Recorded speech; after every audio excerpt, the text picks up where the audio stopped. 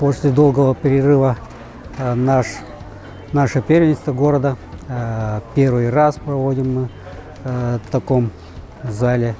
И спасибо хозяевам этого зала, особенно директору школы, который нам предоставил вот эту площадку для проведения хорошего турнира, который мы вместе с федерацией самбо города организовали и провели на хорошем качественном уровне.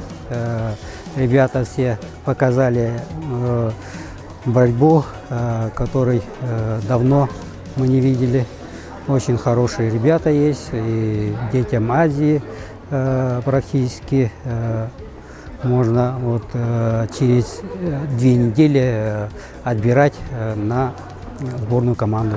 От имени Федерации самбо города Якутска хотел бы поблагодарить весь тренерский состав, судейскую коллегию о проведении открытого первенства города по самбо. Турнир прошел, можно сказать, на отлично. Было около 15 команд.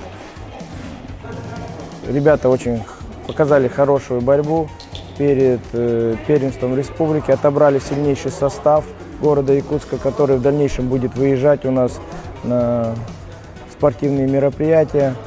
Отобрали команду. И хотел бы еще раз поблагодарить также директора школы номер 25 Захарова Ивана Юрьевича за оказанную поддержку.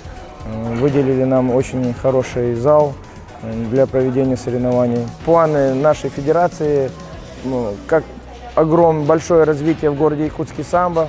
На сегодняшнем турнире у нас участвовало около 150 человек.